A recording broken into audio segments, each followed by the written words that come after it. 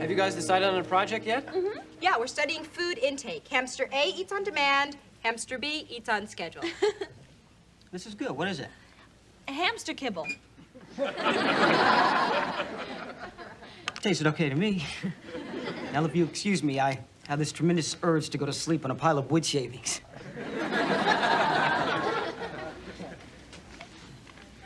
What are you guys doing? Alan and I are researching the mathematics of the ancient Aztec calendar. Did you know that today is the third day of Coxalaba? Oh, so what does that mean? I think it means we have to sacrifice a virgin.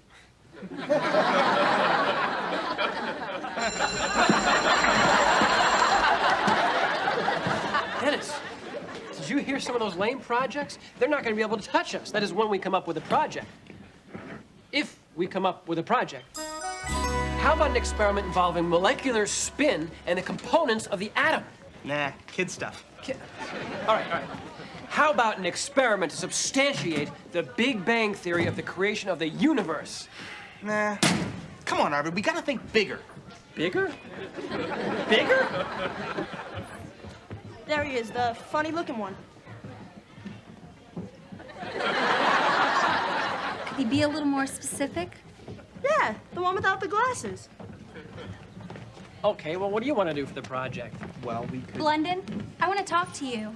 Look, I get my allowance on Saturday. I promise you'll be paid back first. Wait a second, do I know you? I'm Louise Maitland. I'm the person who uses your lab table every day fourth period and gets stuck cleaning up the mess you leave. Well, thanks. You're doing a fine job. Thank you. And here's a little token of my appreciation. Ooh, my God. This smells like rotten eggs. What is it? Rotten eggs. It's your lunch from last Tuesday. Wow. Can you believe that pushy, obnoxious, nauseating, cute person? Cute?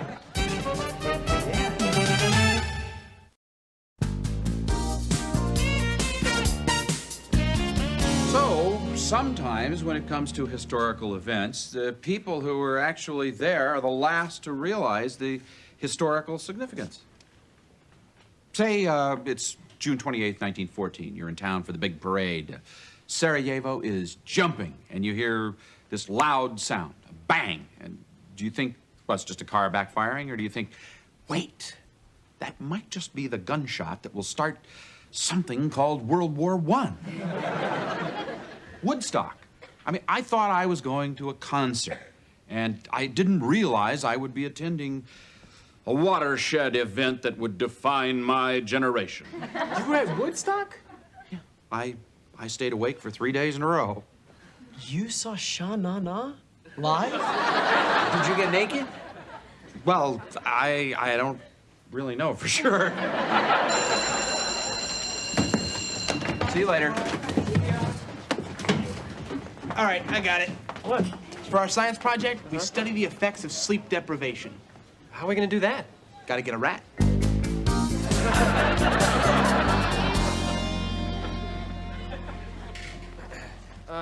Excuse me, Dr. Samuels? We were wondering if you could help us with our science project. Certainly, son. I was quite a science maven when I was a lad. How can I help you? Go without sleep for 3 days in a row. No problem. Great. Thanks. As long as I get my 8 hours at night, I'll be fine.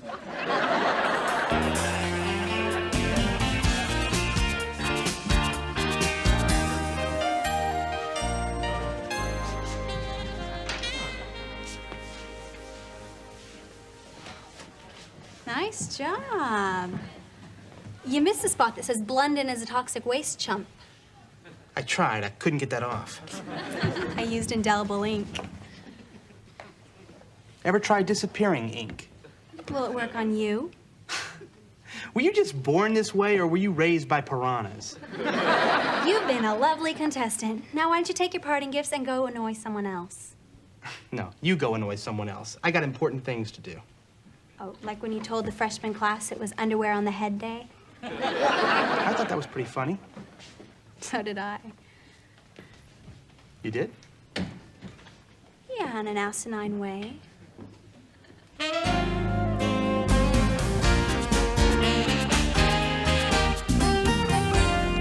Morning, Dr. Samuels. Huh? I said good morning. You did? Yes, then you said, huh?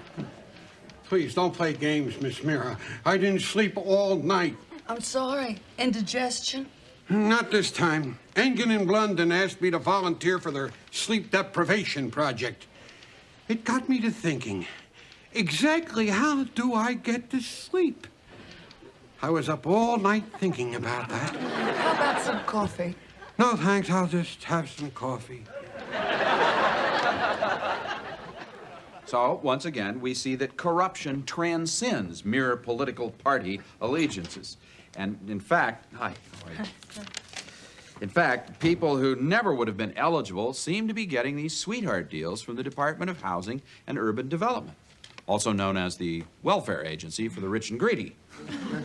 Well, at least we're giving money to people who know what to do with it. Alan, that's just like you. Your lips are flapping, but your brain is napping. Mr. Moore, do I have to sit here and be insulted by Mrs. Yahoo Serious? Yeah. Go ahead. Alan, why don't you check out the Port Authority bus terminal at 1 in the morning when the stairwells are jam-packed with people looking for any kind of warm place to crash? TJ brings up a very interesting point. What does it mean to call our economy healthy when more people than ever before are living below the poverty line? You getting all this, Dennis? Mm-hmm. Poverty. Bad. Yeah. Nice little hearts and bunnies, though. I'm a little distracted. Well, this is still a serious subject, Dennis.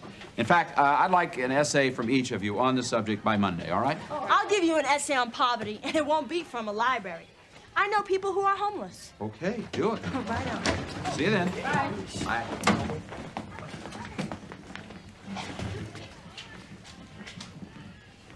Mr. Moore?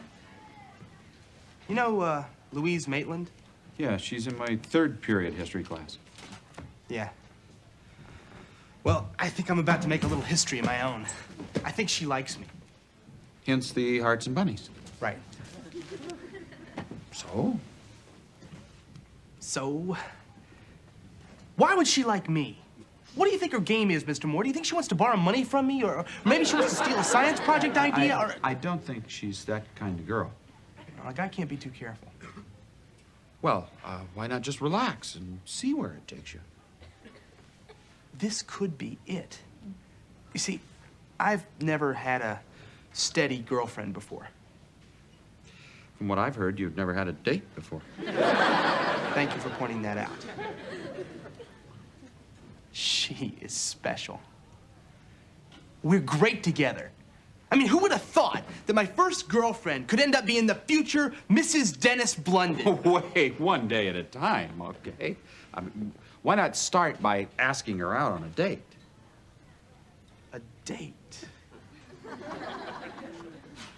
Why didn't I think of that?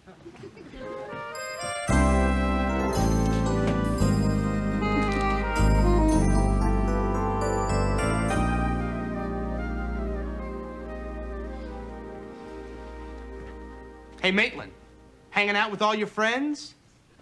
No, I'm entertaining your fan club. So, what do annoying people do on the weekends? I don't know, you tell me. I don't know. In your case, maybe you'd go to a movie because it would be dark and no one could tell you don't have a date. Yeah, sure, like you always have a date. Hey, the only reason I don't is because my taste in movies happens to run a little too sophisticated for the masses. Oh, what, like Planet of the Apes? No, my favorite happens to be Escape from Planet of the Apes. Do you know it's playing at the Film Forum at 7, yeah. I was thinking of going. Yeah, I might stop by. I guess we could go together. I guess we could. Where do you live? Like, why don't we just meet out in front of the theater, okay? Fine. fine. I'm, looking forward to it. Me too. Bye. Bye.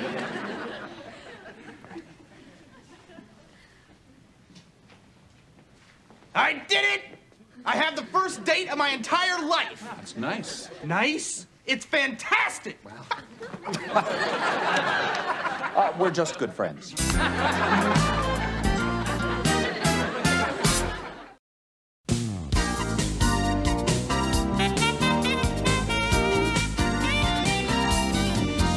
Morning, Dennis. Oh, hi, Louise.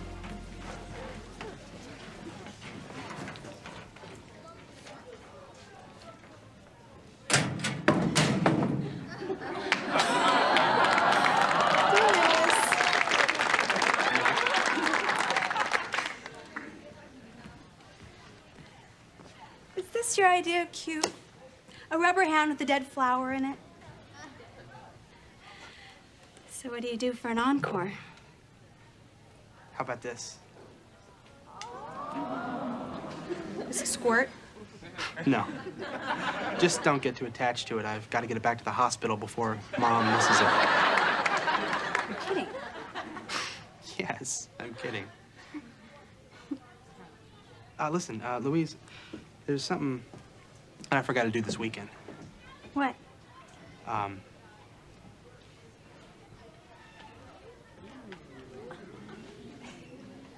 You forgot? I didn't have the guts.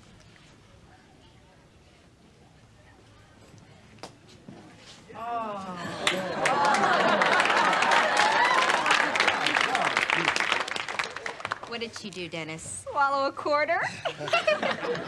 Darlene, stop it. I think they're just adorable. It's like an ad for breath mints. Oh, thank you. Thank you all very much. Show's over. Bye, Louise. Bye, Louise. Well, Dennis, if you're quite through osculating, we've got to talk. Yeah, Arvid, what's up? Our time is up. Our science project's due in a few days. We don't even know what it is yet. Just relax. I've been kind of busy. So we noticed? Dennis, maybe you should slow down a little. Why? Well, what do you really know about her? Where does she live? I don't know. We always meet somewhere. Dennis, something's not right about her. For example, have you ever noticed the clothes that she wears?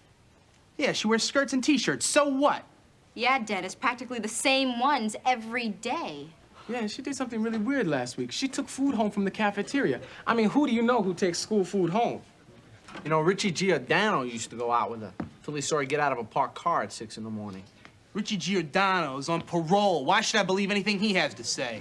Yeah, Dennis is right, and besides, I like Louise. Well, we're only concerned about you, Dennis. Yeah.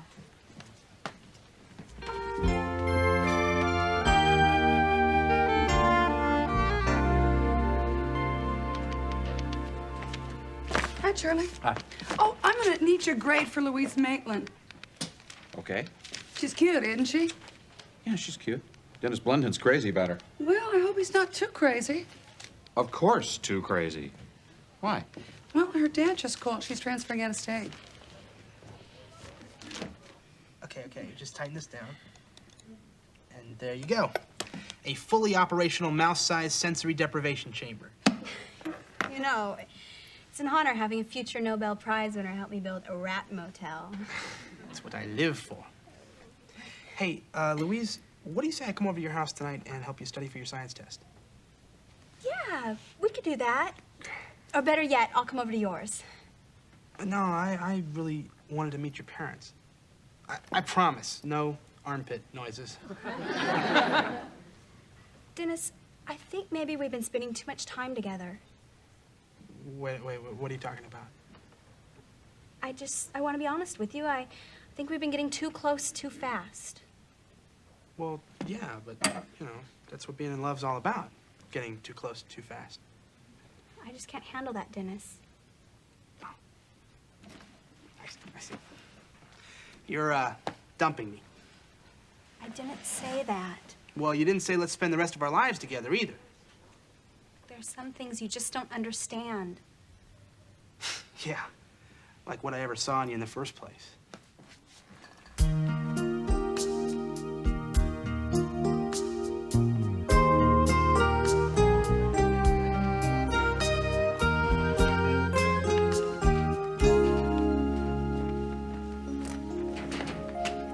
Louise,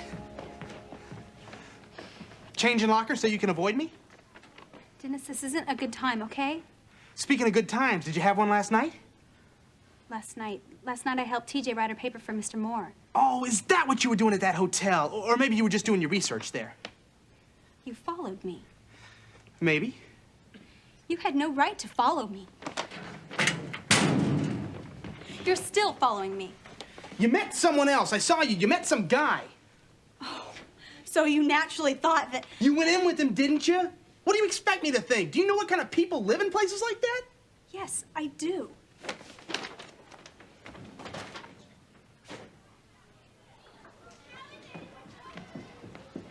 Hey, Dennis, I'd like to talk to you about Louise Maitland. Forget about Louise. I have.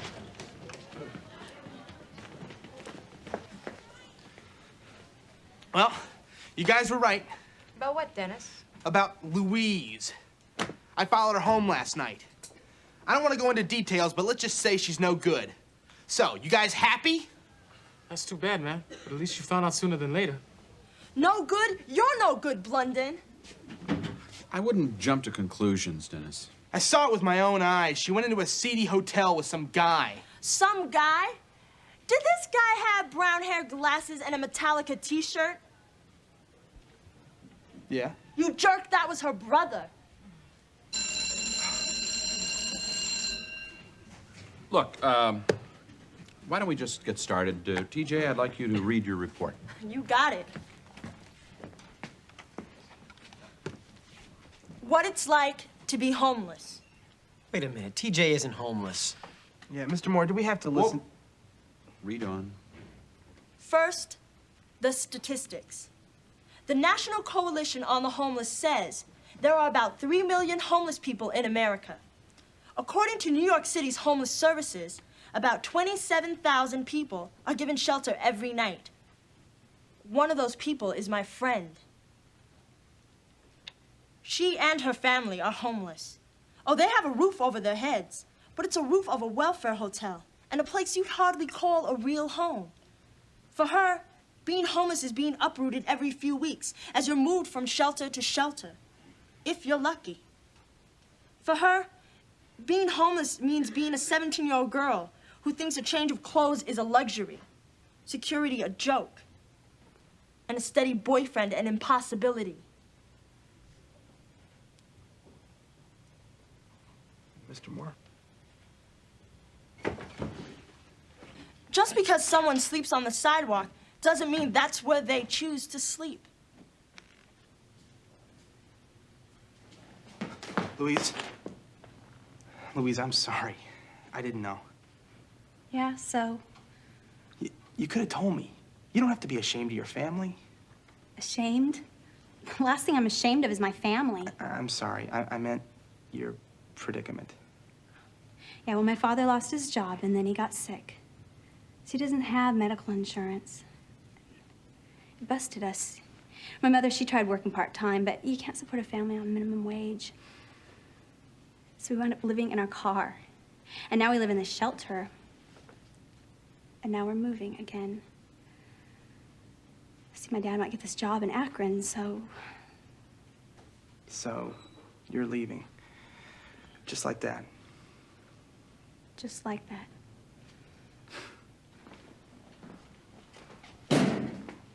I had a good time with you, and it took my mind off a lot of stuff.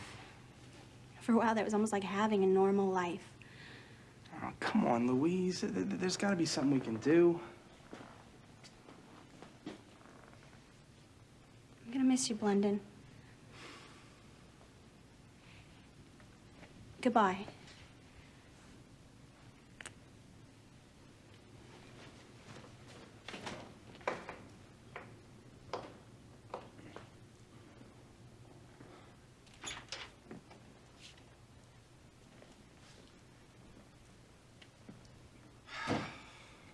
Hi.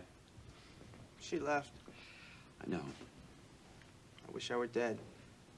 Dennis. Mr. Moore, you don't understand this time. A terrible thing has happened to me. This is really awful. Well, let's look at what happened. Now, you went out on a date, and you discovered that you were lovable, and then she left. I know that. It's not helping. Oh, let's just face it, Mr. Moore. My life is a disaster. Your life is not a disaster, Dennis. Hers is. If you're trying to make me feel better, you're doing a lousy job. Dennis, if you want to feel better, go home and listen to Frank Sinatra records. If you want to feel good, try doing something about all this. Nothing I can do is gonna bring Louise back here. Oh, you're talking about changing the world, right? Well, maybe just one little bit of it, yeah. Yeah, well, I'm not good with stuff like that. There are a lot of people who are, Dennis. You could help them. You know, there are volunteer groups, church organizations. A lot of people are trying to help the homeless. You could lobby Congress. You could put pressure on City Hall. I mean, you're the guy that led the big cafeteria food revolt last year. Come on, Dennis. You're smart. Find out what you can do. I mean, none of it is going to bring Louise back, but at least you'll be working on something other than a broken heart. I can try. Yeah. Thanks. Thank you. Thanks for the beans. Dennis, here. Arvid, they're homeless, not tasteless. We're homeless nerds, too, you know. Dr. Samuels, do you want to donate something for the homeless? Sure. Do you realize I haven't slept in a week? Well, at least you know where you can't sleep. You haven't slept, Dr. Samuels? How do you feel? I'm hallucinating. You are? I keep seeing my wife in a tub full of Jell-O playing submarine. Dive! Woka! I got pains in my arms, in my legs, in my hair.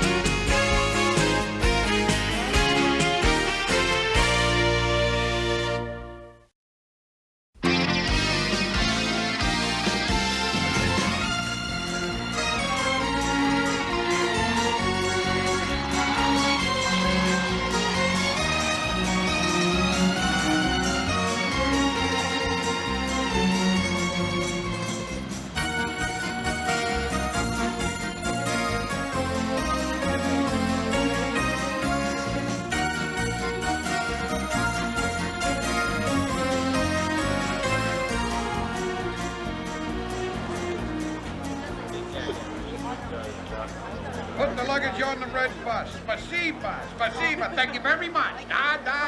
Okay, listen up. Here's your schedule. We check in at the hotel, study, dinner, study, and lights out. Tomorrow it's study, lunch, study, and then a reception where we meet the enemy. The day after that, we study, right up until the academic meet.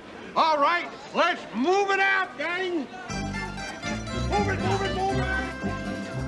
As we drive through Moscow, I'll be pointing out places of interest from my guidebook. You got the architecture here. We're looking out. On your right is a typical Russian building with a typical statue in front. That's the poet, Mayakovsky. That must be the Kremlin. Not so fast. Let me check the guidebook. Yes. On your right, the Kremlin. Dr. Samuels, can we stop and walk around? You get a better view from the bus, trust me. It's beautiful here. Here we have the famous Bolshoi Theater. Dr. Samuels, can we... Forget it. They're probably out of town anyway. Hey, Dr. Samuels, room service is complimentary, right? Wrong, Blunden. It's the entrance to the Space Museum. Dr. Samuels, we gotta stop. It looks closed. Our hotel, built by Stalin. Scary times, politically and architecturally. Okay, everybody, stick together. Let's have a light lunch and start cramming. Excuse me, Dr. Samuels, but when are we actually going to get to see Moscow? We just saw it, comrade. Let's go, team. Come on, let's go.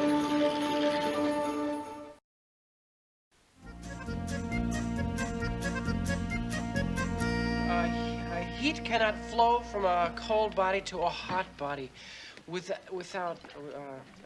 Are you guys still studying? We've got today, tonight, tomorrow, and then the morning of the meet. It won't be easy, but it's what we do best. Right, guys? Yeah, right. Is that all you want out of this experience? I gotta visit the Space Museum. If I don't see my relatives, my mother's gonna kill me. There's so many things that I want to do. I just don't know. Where is Dr. Samuels? He went back to his room to get more books. Hi, come with me.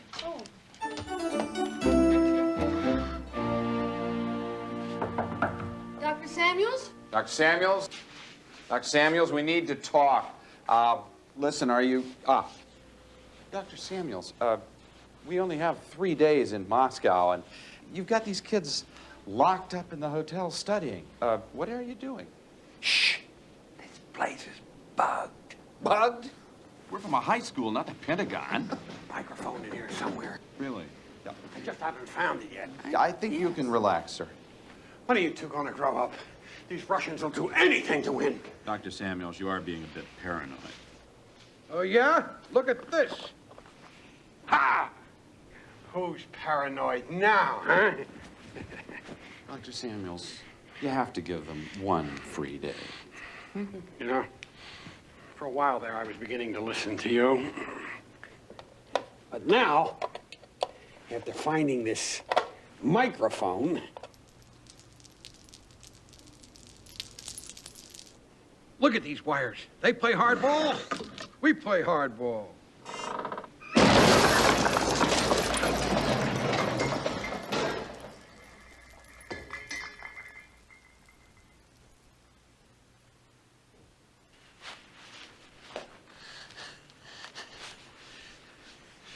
You heard nothing, you saw nothing.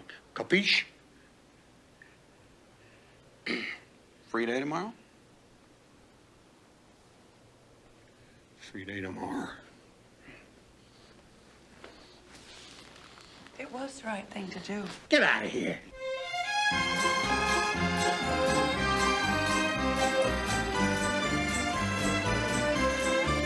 This is the most extraordinary building in Red Square, if not the world. I want to get a little closer. Come on. Well, this is it. St. Basil's Cathedral. It was built for Ivan the Terrible. And historians tell us that when it was finished, he liked it so much that just to make sure there would never be another one, he had the architects blinded. I think they're all working for Donald Trump now. Anyway, after this, I'm going to check out the Kremlin, and maybe Cathedral Square, Tomb of the Unknown Soldier. Anybody want to come along? Mr. Moore, Sarah and I want to get started on our video. Right. You did say a free day. That's right, and that's what it is. You're free to do whatever you want. I do want to remind you of 2 words. Gostinnica Ukraina? Those are the 2 words. That's the name of our hotel. Be there by 6 o'clock, okay? Okay. Enjoy yourself. Thanks. Have fun. So, I guess it's just you and me. What do you want to do? Let's go see how the other half lives. The other half? Come on.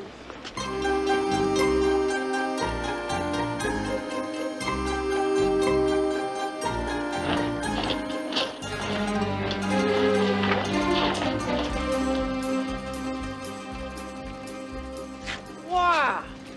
I can't believe I'm standing in the middle of the actual Kremlin. What good is it doing us, Arvid, huh? I mean, look around here. Would you just look around? Do you realize we could be making a fortune selling blue jeans and selling tapes of Ringo singing Octopus's Garden? God, a man without a mission. You're a man who owes me $250. Whoa! Look at this prehistoric missile launcher. Whoopee. This cannon was the largest in history, built by the son of Ivan the Terrible, as a deterrent to his enemies. It was never fired. Wow. This is the H-bomb of the 1500s. Take me with it, okay? Tourists. We've been reduced to being tourists. Smile. Hold it right there.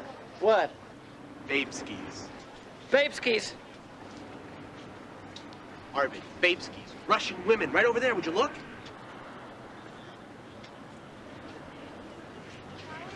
Hey, maybe they can tell us how to get to the Space Museum. Arvid, could you think? Would you try to do that for me? Those are Russian women over there, okay? They've never seen a nerd before. Virgin territory. Excuse me. We are Amerikansky. Me, Dennis. Him, Arvid. How do you do? My name is Natasha. This is Sonia. Oh, you guys speak English. That's great. A little. Do you know what a nerd is? Nerd? No. It's American slang for cool guy. Oh, cool guy.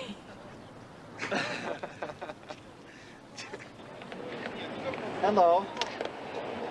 I'm an American student. I'd really like Mr. Gorbachev to autograph my book. Could you direct me to his office? Oh, thanks. Thanks. I'll ask somebody else.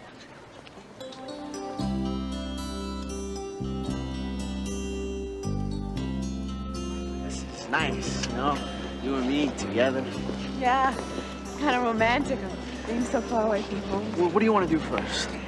Well, I don't care in what order, but I want to go to the Tomb of the Unknown Soldier and then see where Tolstoy lived and put some flowers on Chekhov's grave. Does anything interest you that also breathes? I also want to go to where Gogol was buried. He wrote one of my favorite novels. Dead Souls, right. Yeah. So could we maybe do something a little more exciting than watch grass grow on people's graves? Eric, they were great artists. I know. I love to read what they wrote, not what's on their tombstones. Okay. What do you want to do? Normal stuff. You know, Eric, it wouldn't do you any harm to absorb a little culture. Oh, so you think I'm a slob? No, I didn't say that. Oh, yes, man, I'm gonna call my relatives and pay them a visit. We're probably, like, gonna sit around and watch the A-Team in Russia. Well, that sounds like a lot of fun, Eric. Why don't you go do that? Okay, I will. Okay, fine.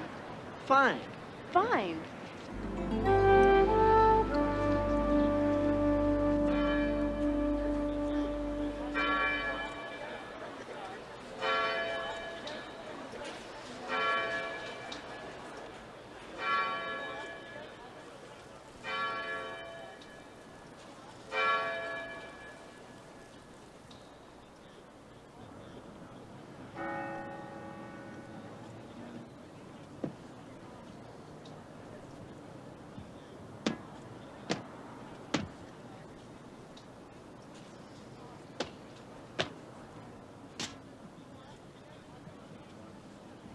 The changing of the guards at Lenin's tomb.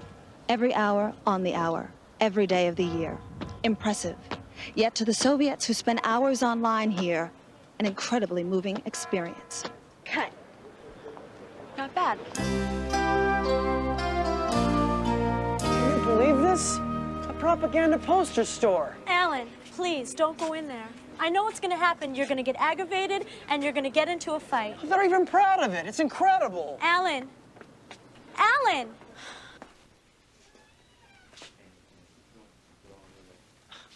This is completely unfair. Everything is written in Russian. Alan, you're gonna get us arrested. I just know it. How can we tell what myths they're spreading about us? Excuse me, what does that one say? All power to the Soviets. Tell me about it. Okay, I will tell you. Who am I telling? I'm Alan Pincard, Young Americans for Freedom. I believe in free enterprise in the Republican Party. which someday I hope will nominate me to run for president. Oh, my opposite number. I'm Peter Rybakov. I'm a Komsomol secretary in my school.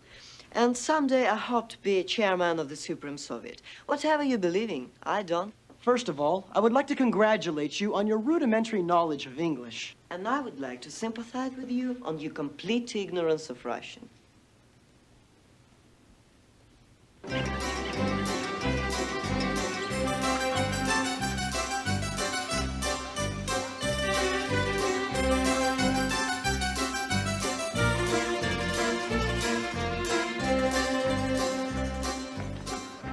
I guess they're talking about us. Do you think it's good?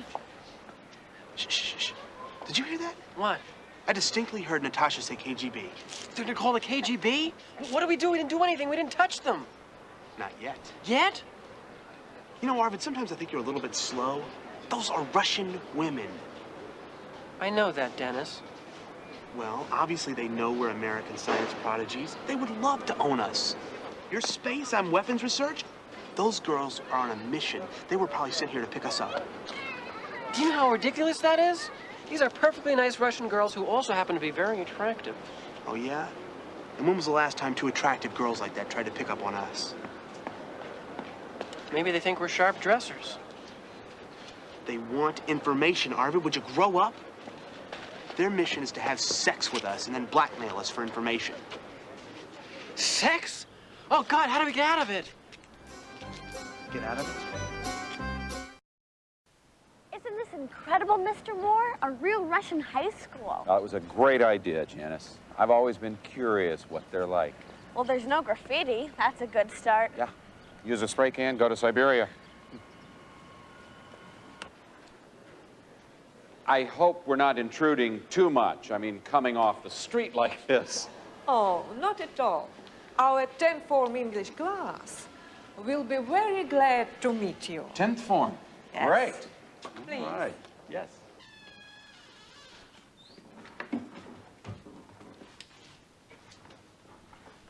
Тамара Андреевна, разрешите вам представить наших гостей из Америки. Мистер Чарли Мор. Тамара Белова. Он учитель. И Дженнис Лазаротто, одна из его студенток. Good morning. Good morning, Miss Belova. Hello. Hello. We're from Fillmore High School in Manhattan, New York City. Am I going too fast? No. Well, we wanted to visit your high school and we wanted to say hello. Oh, if you can stay a few minutes, I'm sure my student would much rather practice their English by asking you about America than listen to me talk about transitive verbs, yes? Yes. Yes.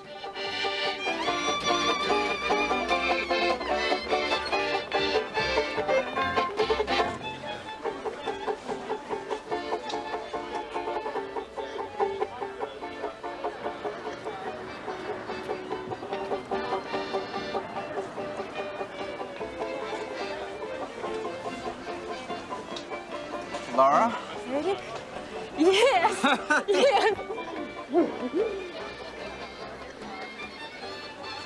Wow. I mean, it's a good thing you wore that Twisted Sister pin, or else I would have never noticed you.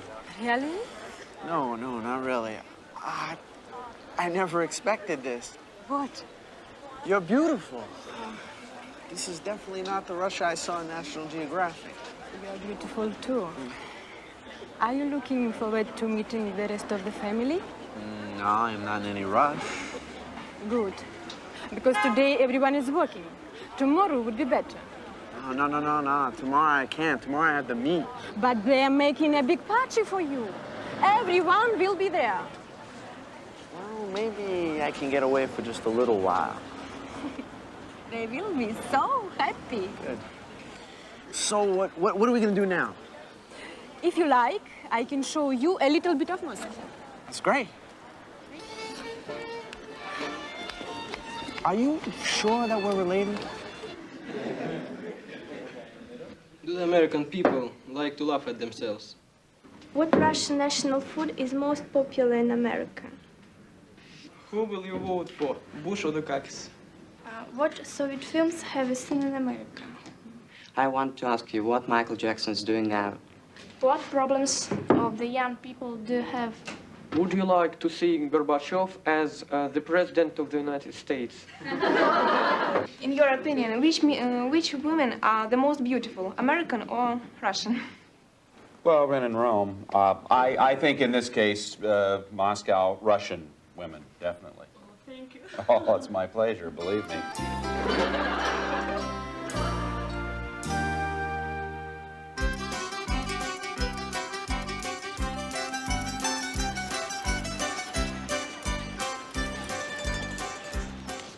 Dennis, I'm worried. We have to get back for the reception. We can be late.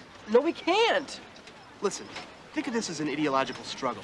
They want our minds, and if they gotta crawl over our bodies to get there, so be it. What if you're wrong? What if they're just trying to be nice? Oh, Arvid, please, this is no time to get soft on communism. Who do you think they're talking to over there on the phone? Their mother? They made contact and now they're checking in. We have had a fun time with you. Is it possible to see you again tomorrow? Oh, see, tomorrow's our academic. We'd love to. Sounds great. Tomorrow, we're all yours. Perfect. Is there anything special you'd like to see? Well, I'd like to see the Space Museum. Fine. We'll show you the Space Museum.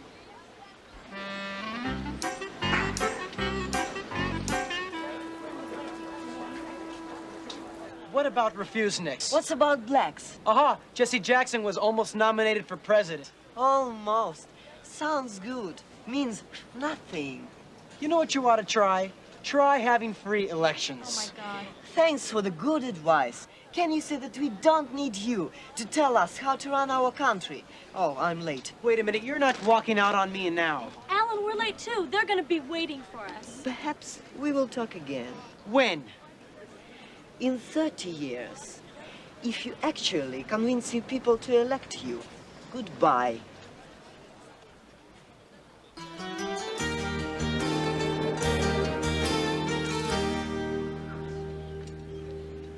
Remember, this is a reception just to say hello to the other side.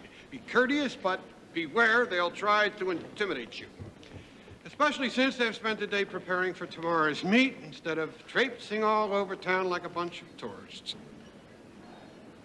Welcome, Americans. I am Anatoly Kirov, school administrator for the Moscow Central District.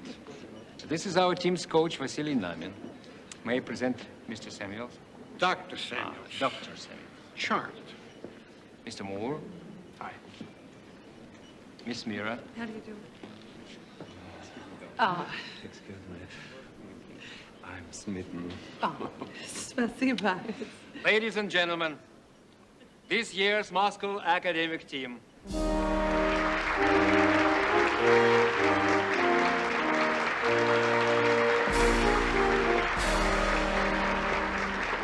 You're on a team.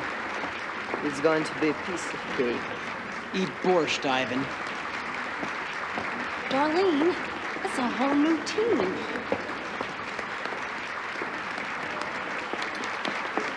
Excuse me, this is not the team we played against in New York.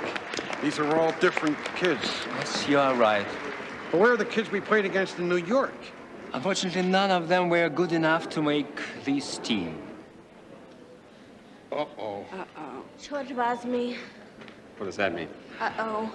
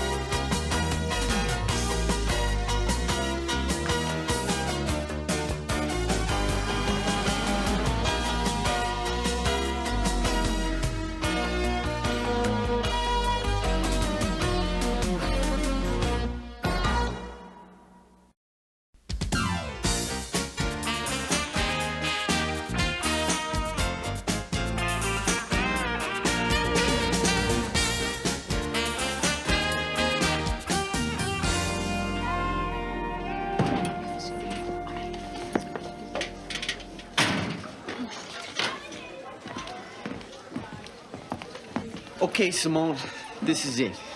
This is what? Before we went to Russia, you said you were gonna go out on a date with me. We're back. So what's the story? So ask me out. You were waiting for me to say something? Isn't that the way it's done? Ah, okay. Friday night then, we'll go to the movies or something. Fine. Oh, you can pick me up at 7:30. Pick you up? Can you meet me there? No, Eric. Don't you want to come to my house? We'll meet my parents. We'll chat for a while. Then you can escort me to whatever it is you plan for the evening. Oh, what are you talking about? It's called a date. Sounds more like a field trip. I'd rather not. No. Simone, 7:30 Friday. Please, allow me.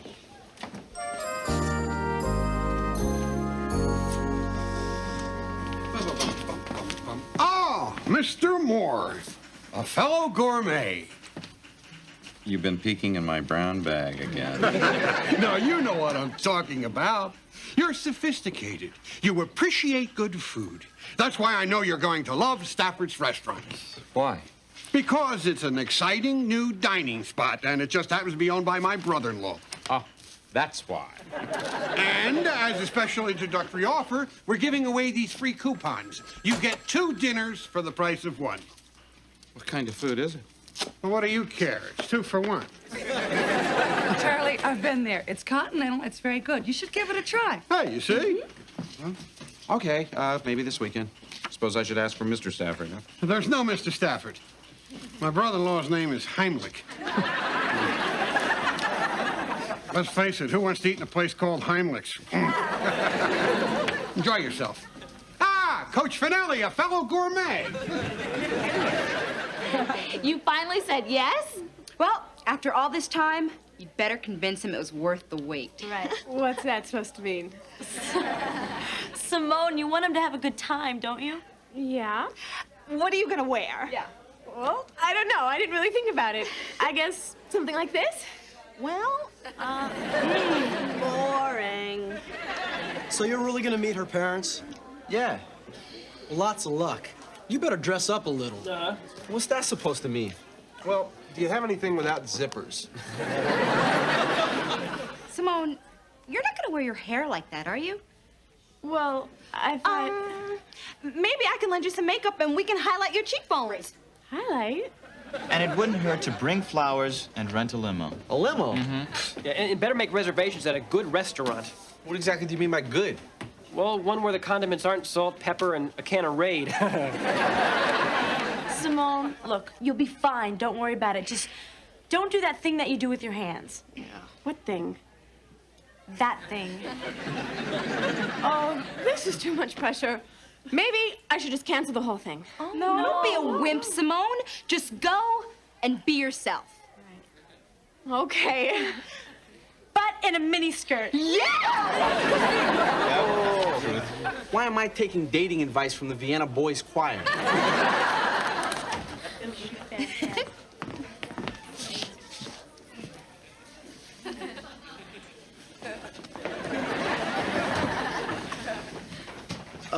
Listen, Simone. Do you want to change your mind? No. Not unless you do. Do you? No. No. Do you? No.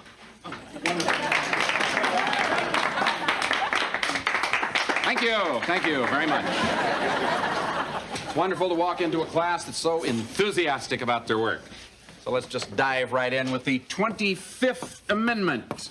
The 25th Amendment was ratified on February 10th, 1967. It makes provision for presidential disability. If the president is too sick to make decisions, then he can hand over power to the vice president. Stay well, George. That's correct on both counts.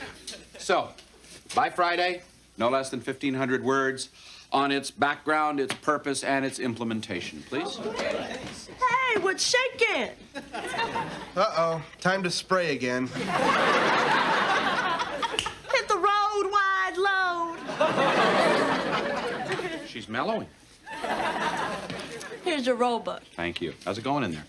Working in the office is cool. All I do is take phone messages for you. Why don't you pay your phone bill? My phone is broken, if you must know. Do you have some messages for me? Sure. The pharmacy called. Your ointment came in. Your mother called and wants to know what it takes to get you to write a letter. And someone named Babette called. Thank you, Barbara Walters. No prob.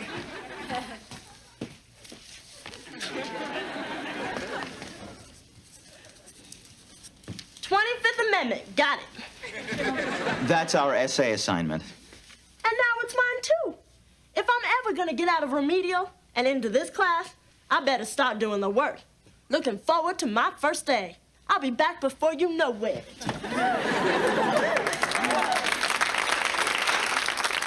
When she's back, somehow I have a feeling we'll know it.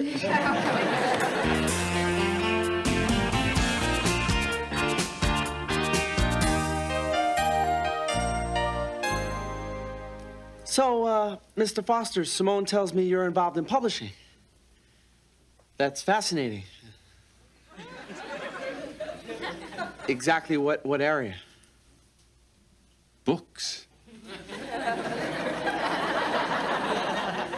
Writing, editing? Binding. Bound any good books lately?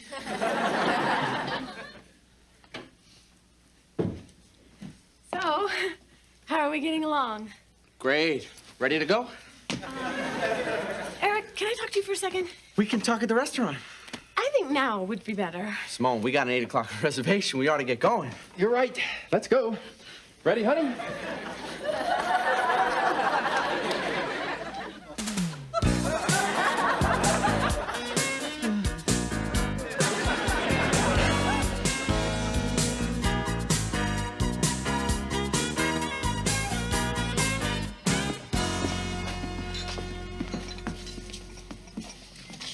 Eric, you're mad at me, aren't you? Simone, I'm not mad. I just didn't expect to be double dating with Mr. and Mrs. Marcel Marceau. I tried to tell you. Please, let's just relax and have fun.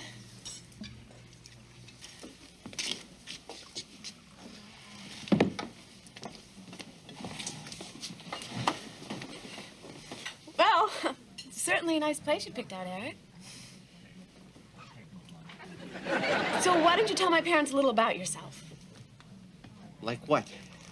You know, your hobbies, your career plans, ambitions for the future, your hopes, your dreams. I'm thinking about joining the Navy. Any minute now.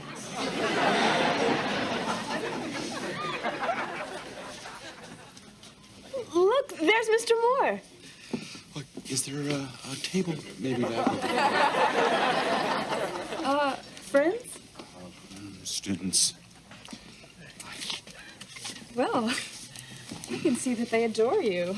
Oh, you must be the kind of teacher that's always there for his students, helping them out, really sensitive to their needs. Well, part of the job. Do you want to go say hello? No. So, what kind of modeling do you do? Lingerie.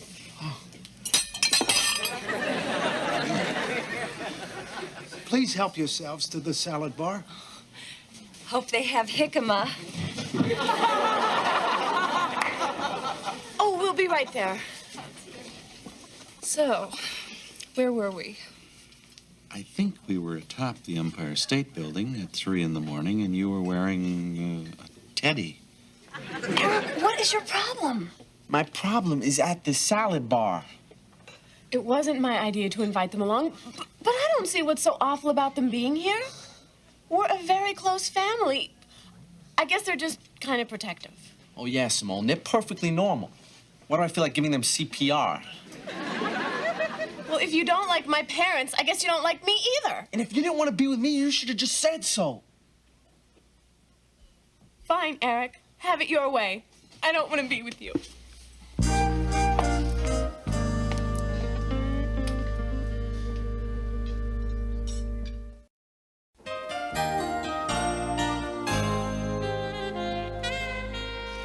So it must have been really cold up there at 3 in the morning. Freezing. Yeah. Nothing but this real thin silk. Very exciting salad bar. 3 kinds of olives. 3.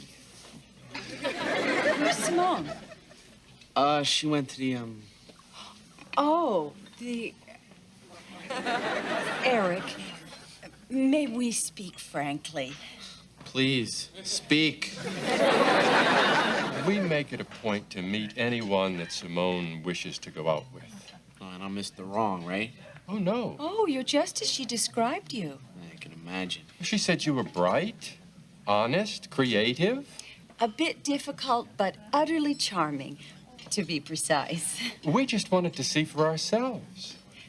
I don't think we'd be betraying a confidence to tell you that she's quite... Smitten? Smitten? Oh, very. Just like I was.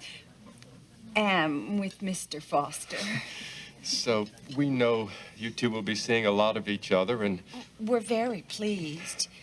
And we want you to know that you're always welcome in our home. Wow. Mom? Daddykins? I have an unbelievable headache. I want to go home. Listen, Simone, we were just talking and... Really? I'd like to go home just this minute. Oh, absolutely, dear. I'm sorry you're feeling so ill. Eric, we'll have to do this some other time. So I was reading recently in the New York Times that garter belts were making a comeback. Yeah, it's amazing. All I ever get called for now is garter belts, garter belts, garter belts. Well, it'll certainly have an effect on the pantyhose industry, I guess. Hi. Hi. Listen, I got a problem. Well, why don't we talk about it Monday? Oh, right. You got kind of an intimate... It's cool. Okay. Eric? Wanna pull up a chair? Maybe just for a second. This is my friend Babette. This is my student, Eric. Eric, Babette. Hi. So, I guess the date didn't work out, huh? I'm sure it worked out, Mr. Moore. Kind of like the Dukakis campaign worked out. I don't even know why I just don't give up on her, you know? I can go out with any girl at school I want. But there's just something about Simone, you know? She's different. She's so sweet. She's so sensitive. She's so Simone, you know? Now her parents like me, but she hates me. She won't even speak to me. The whole thing's just all screwed up. So what are you gonna do? That's why I'm sitting here. Eric. I know. Monday. No, now. Really. Simone's family is really a very important part of her life, you know? Well, I think you're gonna have to be patient. You gotta be sensitive to her needs. It's what every woman is looking for. I mean, it doesn't make any difference how macho you are. You know, you make a mistake, admit it. So you're telling me I should apologize to her, right? I'm telling you that you can get truly close to a woman if you allow yourself to be vulnerable. I'll call her. Bye. Wow. Yeah, sorry, I guess I kind of put a damper on the evening. No, that was just about the warmest, sweetest, most vulnerable thing I've ever heard. You know, I was starting to think you were some kind of underwear freak. But what you said was beautiful. It gave me a very warm feeling. Really? Maybe you should take me home. Maybe I should pay for the drinks first. Maybe you should hurry. Yeah.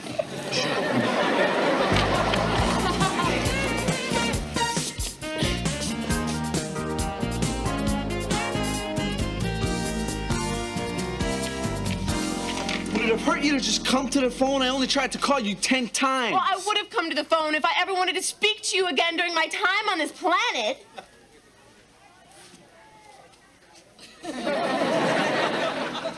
What's everybody looking at? My guess is the shattered remnants of your relationship.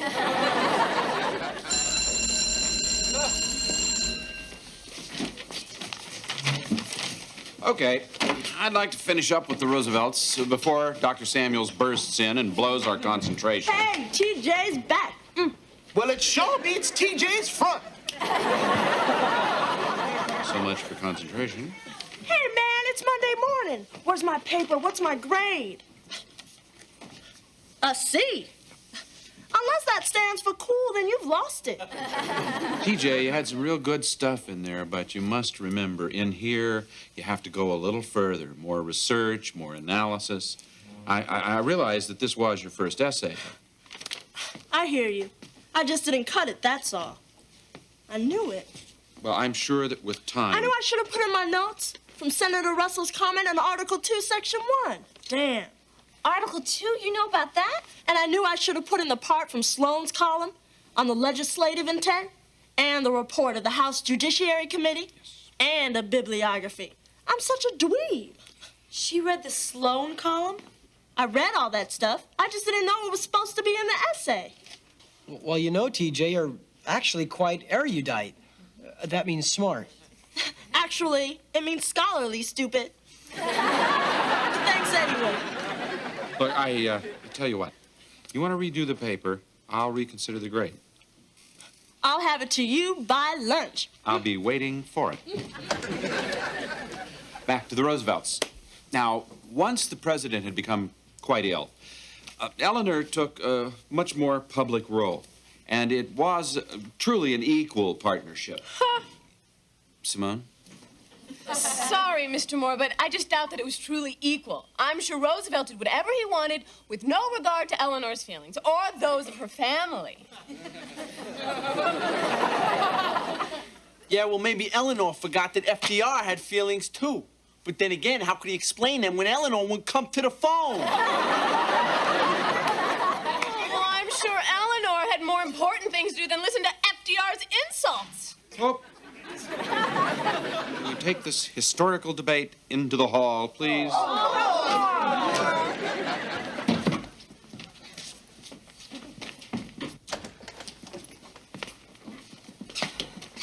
Yeah, take a seat, please. I've asked the two of you out here for two reasons. First of all, I happen to know that the two of you have known and liked one another for quite some time. Is that correct? Sure. Right? Yes, well, this tells me that whatever is going on between the two of you now is temporary.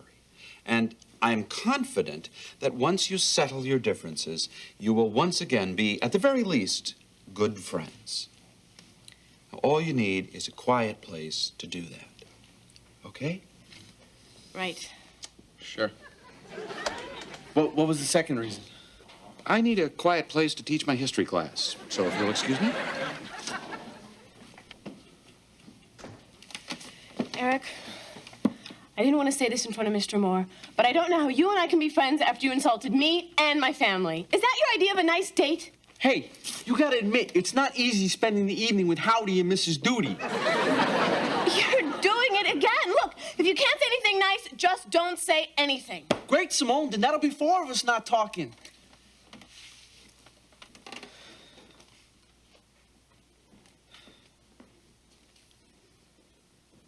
Look, Simone,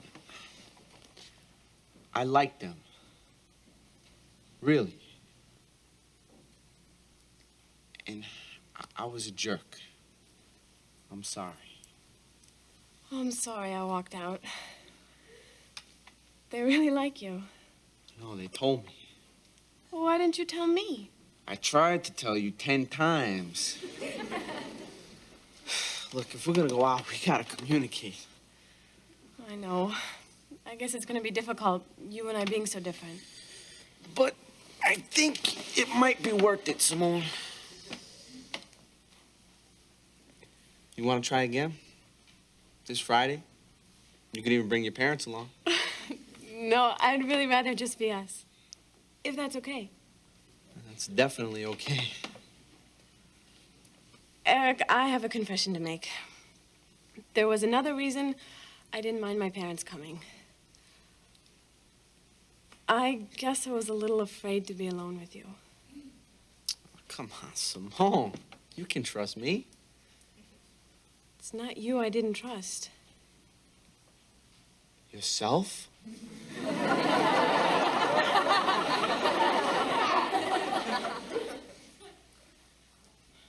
I don't think about poetry all the time.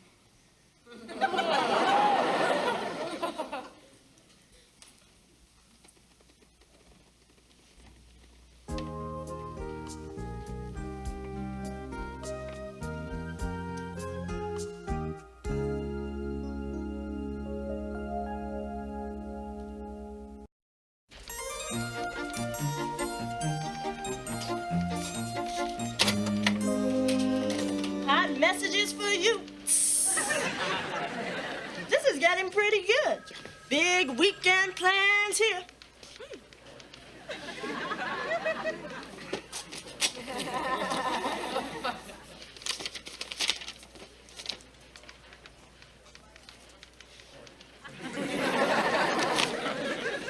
Nice doing business with you.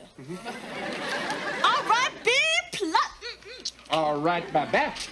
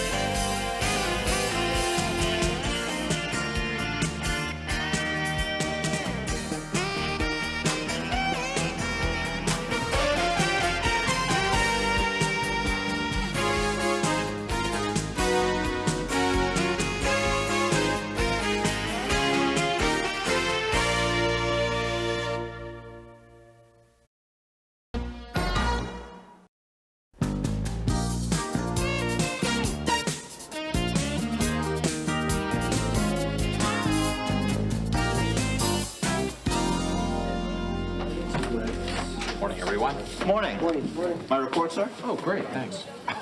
Great. Okay. Here you go. Thanks. Where's your report, Dennis? Oh, it's really good. It's an A. A minus, easy. Well, why don't you let me read it, and that way the grade will be more official. I'll get it to you. Why is it late? Well, you see, it's about the Iran-Iraq war, and there's a ceasefire. Yeah. So, I'm waiting to see how it turns out. Why don't you write it up to the point of the ceasefire? Oh, I have it up to that point. I have that. Good. You give me that before today is finished, okay? Yeah. Okay. I hate her. I'd like to shove that stupid whistle down her stupid throat. No, I'd like to take a barbell and wrap it around her head. That's too good for her. We ought to tie to the trampoline and bounce on it for a couple of hours. Yeah, I got it. We make her run 100 laps, seal her in a rubber suit, and then lock her in the sauna. Then she'll know how it feels to sweat to death. You know, if you're talking about Barbara Bush, you ought to give her a chance. They're talking about the First Lady of Girls' Gym. Oh, you mean Holly Collingwood, teacher from the Black Lagoon? Oh, come on. How bad can Ms. Collingwood make Girls' Gym? In the Air Force, she was known as the Beast of Basic Training. If General Patton were alive, she would have slapped him. Mr. Moore, you've got to help us. Talk to her. You would really hate her. Yeah. Well, it sounds like fun, but I think I'll pass. Oh, come on, Mr. Moore, please. Yeah, Mr. Moore, we need someone to get her to ease up on us. Actually, I did read this ad for a hitman in the latest Soldier of Fortune. Well, another day. Oh, Charlie, you want to chip in $5 for Mrs. Kelsey's baby gift? Sure. What are we getting her? Well, you know, I haven't decided yet. I was thinking either some jammies or booties, maybe a blankie. Gee, what about stockies or a bondi? Yeah. By the way, have you met the new girls' gym teacher? Oh, Miss Collingwood? Yeah. Sure. What do you think of her? She's nice. She straightened out that bent bike rack. Sounds more and more interesting. 45!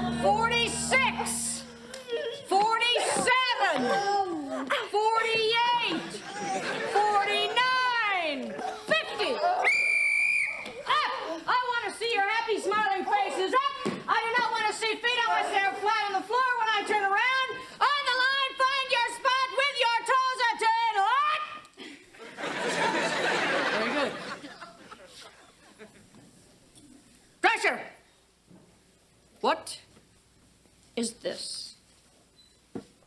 A spin? The thing that is spinning, Drescher, the thing. A ball? Are you sure? Good. Now that we know what it is, what do we do with it? Nevins!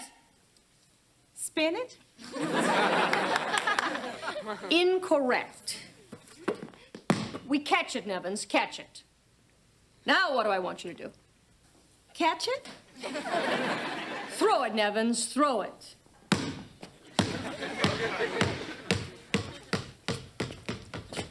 You're pathetic.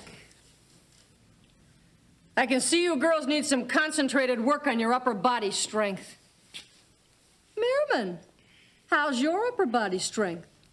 Strong enough to hold a credit card?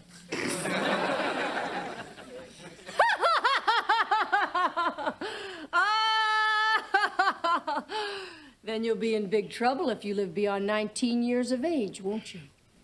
I don't want to look like the Incredible Hulk. I'd rather look like a woman. Yeah, really. You too, Borges? Sort of. This sort of woman you're going to be. Will she marry? I guess. Hypothetical question. You're happily married. You're at home. Your 7-year-old child's riding his tricycle in the driveway. The neighbor comes home, runs over him, crushes him. He's pinned. What do? Scream. Too bad you don't have any upper body strength. You could have saved his life. As it turns out, he's a goner. Oh my God! Great. You just set our therapy back 3 years. Poor Eyes, when I refer to the upper body, I don't mean the mouth. Hit the ropes. Leave her alone. Did I say that? Yes, Foster, you did. I didn't realize you had a backbone. Let's test it out. Sit-ups, 50 of them. Now! Oh, no. You don't have to do it, Simone. Yes, Simone, get up! Get up, Simone! Get up, I'm sweating! That's right, Simone, get up off that book! We come to school to learn. We're high school students, not Contras. You know, nobody wants you here. Why don't you go back to wherever it is you came from? Yeah, if you can find the rock. Hey, that's enough. Who are you?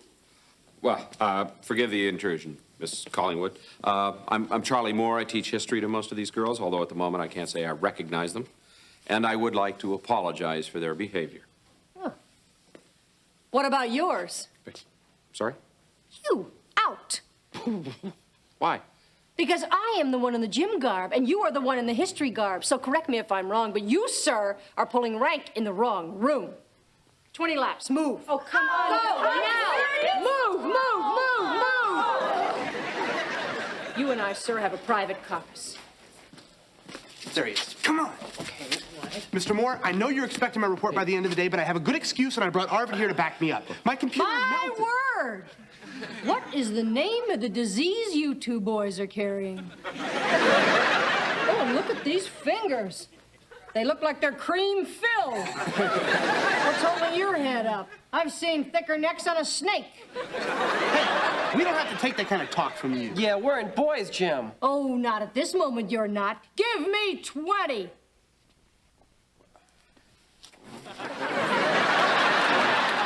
Laps, splatterbrains. You, Laurel, move. Hardy, follow, go. 20 laps. Mr. Moore, It's a chance. Run for it. Go. Hut, hut. Allow me to be direct. I do not need to be rescued by any man. And furthermore, I do not allow another teacher to waltz into my class and speak for me. I'm sorry. I'm very sorry if I stepped on your toes. I'm sure that you had plans to reprimand the girls. Nope, no reprimand was in order. Do you know anything about Aikido, Mr. Moore? A little. Yeah, it's a defensive human exchange in which you attempt to use your opponent's strength against him. Or her. That's how I teach. I push. Finally, they're pushing back. I tear down useless individuals and rebuild them back up into fine athletes. Well, if that method works for you. Oh, it does. Except for the odd time you've reassembled an individual and you look over on the workbench and there's a spare part. All right, come on, get a move on, huh? Come on, I want to see some action. about you?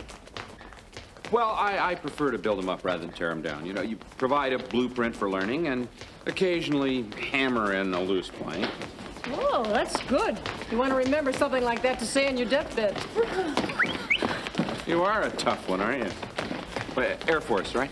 Second generation, born at Clovis, raised on 12 bases in the States, as well as the European theater. Well, sounds like an interesting life.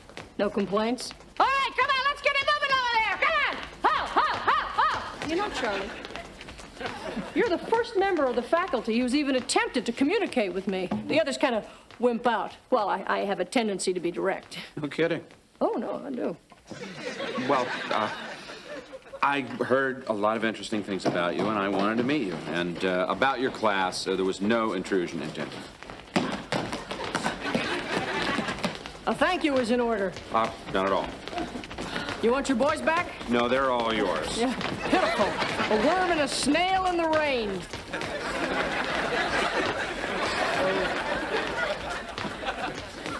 More! Yeah. Do you ever go anywhere? Often, yeah.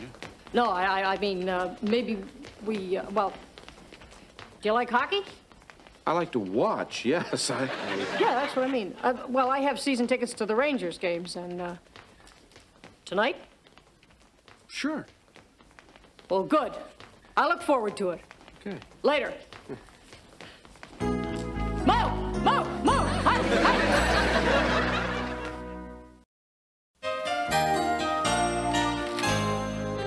Cheese squish? Oh, Dennis. You know, I can't believe you still haven't done your report. Arbit, I started to. I turned on my computer and everything, but I got sidetracked. I started hacking into the FBI computer. Oh, that reminds me. You're now public enemy number 3. Those Rangers really stunk up the rink last night. What are you talking? I've seen tougher cross-checking and Snoopy on ice. What? The Flyers played incredibly. I mean, Hextall made some brilliant saves. Now, Charlie, I didn't know you were so passionate about hockey. well, I'm not like Holly. She throws her beer in the air. Oh, yeah. Sorry about your coat. Wow. So, if you give me a chance to return the favor, I happen to have tickets for tonight's Knicks-Cleveland game. Hey, the big guys in shorts? Sure, why not? Well, tonight, the beer is on you. I love that one. Isn't he something? She's something, huh? Huh. Thank you, Mr. Moore. Thank you, thank you, thank you, thank you, thank you, thank you, thank you. What did I do? We just wanted you to talk to her, but you've done better. You're dating her. We owe you one thanks. We're not dating. We just went to a hockey game. Yeah? What about the basketball game tonight? The basketball game tonight is not serious. However, the problems facing Anastasio Somoza in Nicaragua in 1979 were serious. Why? Was he dating a gym teacher too?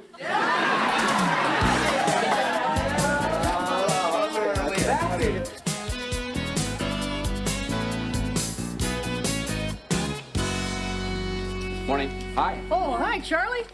Hey, I looked for us in the news clips of the game last night. I think I spotted your coat. How did it look? Wet. Hey, I got tickets to the Coleman-Marshall fight Saturday night. Are you interested? Yeah, but no more sport food, okay? These hot dogs, I'm waking up in the middle of the night. Me too. We keep it up, we'll wind up looking like this. I think I got the perfect solution. My apartment tonight. My home-cooked turkey loaf. No preservatives, brown rice, fresh steamed veggies. What do you say? I don't think you should go to all that trouble. Oh, it's no trouble. We're friends. I care about you. We on? Sure. Thanks. Okay, good. Later. You dog, you! You know what I mean. No, I don't. You know. If I keep saying that I don't, are you going to keep hitting me? Right. You're a gentleman. I can appreciate your discretion. Well, if you are referring to Miss Collingwood, I assure you there's nothing serious between us. You heartbreaker, you. Look, I consider her a friend, and that's it. Right, and I consider you a friend for trying to mellow her out. But be careful. She can clean and jerk twice her own body weight. He certainly is making a big deal out of all this. I'll say. I mean, just because you and Miss Collingwood are dating, We are not dating, Miss Mira. We're just friends. Oh, friends on their third date in 3 nights? They're not real dates. Charlie, you've just been invited to a single woman's apartment for a home-baked turkey loaf. In femalese, that is a date. Well, I don't think she looks at it that way.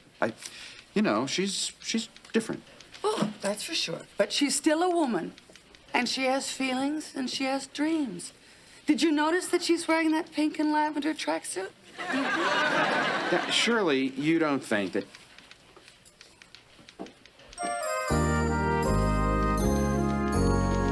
Dennis, this is a copy of an old report. He'll never buy this. Why not? I did. $20 to a guy at NYU for this. Morning. Hey, Mr. Moore, my report. Great, about time. Looks like a very professional job, Dennis. Thank you. Thank you. You sure you want to turn this in? Yeah.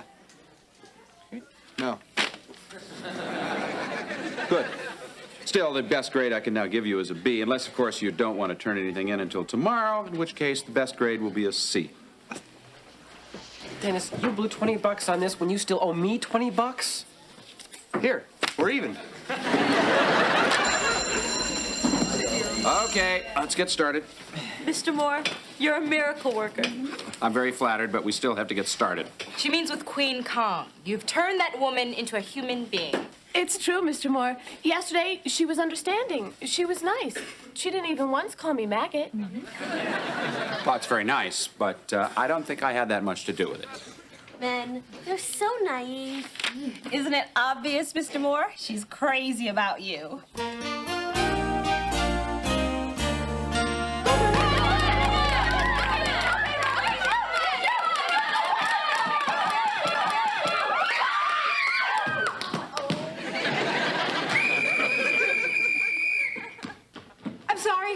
I'm sorry. I am. I'm trying. I'm just no good in sports. Whoa, whoa, whoa, Behrman. Maybe I've been too hard on you. There must be something physical you're good at. How about shopping? Excellent. Let's more appropriately redirect our attention into that arena. You know about shopping? Of course I do. Where do you think I get my clothes? Salvation Army? Yeah. Very good humor. All right, now, to spot a sale rack, you want to force your way through the crowd. The pick and roll technique can be as handy at a half-price bin as it is right here in the basketball court. That's how I get my sport bras. 3 for $5. I buy in bulk. All right, girls, hit the showers. Hi. Hi. How's it going? It's going great. Listen, have a great date tonight. We want to get out of gym early tomorrow. Hey, Charlie, hi. Hey, what do you say before the fight Saturday night we barbecue, huh? Well, I tell you, I'm not sure that I can make it. Oh, got something else on? I really don't know how else to say this. I'm not sure that I should come for dinner tonight. Why not? I think that we've started spending too much time together. We'll eat fast. I think I misrepresented myself, and I let this thing go too far. Oh, that's very sweet. What the hell are you talking about? You're new in town, and you don't know a lot of people. You did just break up with a guy, and now you're developing this thing with me.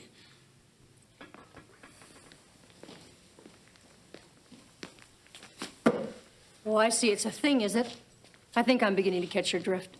Good, because I think I can understand the feelings you have for me. Oh, yeah? And just what are those feelings, Charlie? Infatuation. Oh. You do know you're making a complete idiot of yourself, don't you? I am? Oh, yeah. Your helmet's on way too tight. Who the hell do you think you are? I wanted somebody, a friend, to go to a couple of ball games with. That's all. Maybe... Never mind. Forget it. Hey, come on, Holly. Hey, what did I just say? Forget it.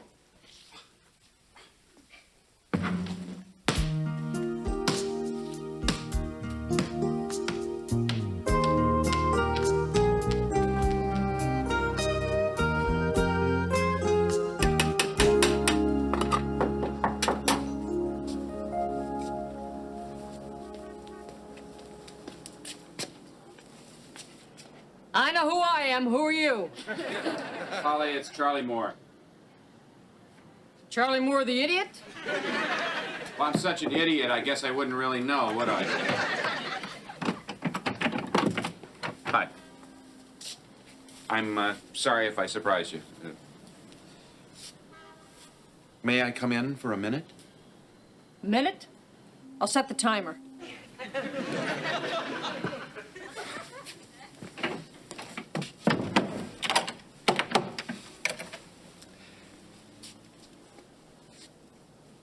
Look, I made some assumptions, and I was wrong. The thing was not a romantic thing. It was something called friendship. I'm sorry. Okay, I understand. Thanks for dropping by. What about the friendship? Oh, we're back to that again, are we? Well, I think we were always there. I just didn't recognize it. Well, I don't do so well at friendship. I make mistakes. Well, can I give you a piece of advice? I mean, that's something that friends do. But they need their friends to forgive them. Oh, you want me to say I forgive you? I can't. It's not me. Besides, someone might hug someone, then someone might get the wrong idea. Look, I admit that I certainly got the wrong idea about a few things. Why? Do women throw themselves at you every day? What? Not exactly. I had a pretty decent run in college, yeah. I don't have to hear about it, do I? Look, I made my appearance. I made my apology. And obviously, my 1 minute is up. Well, that just means the turkey loaf is ready. Well, I'm sure you'll enjoy it. Oh, I can't eat it all. It's too much food. Holly, I didn't come here for a meal. I know that. Charlie! I want you to stay for dinner. I want you to stay. What do you say? Would I have to eat the steamed cauliflower? No. Not all of it. Not any of it. I'll eat the cauliflower. You'll eat the cauliflower? Sure. What are friends for? Come on, get yourself a plate. All right. Take your coat on. Here.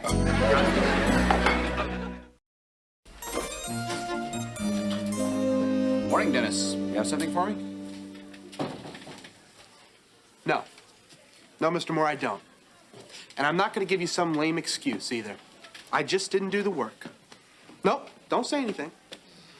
I know that I've let you down. So you know what? I am going to go home this weekend and think long and hard about what I've done. I don't think so, Dennis. I think you're going to be doing laps. Laps? Yeah. Call them history laps.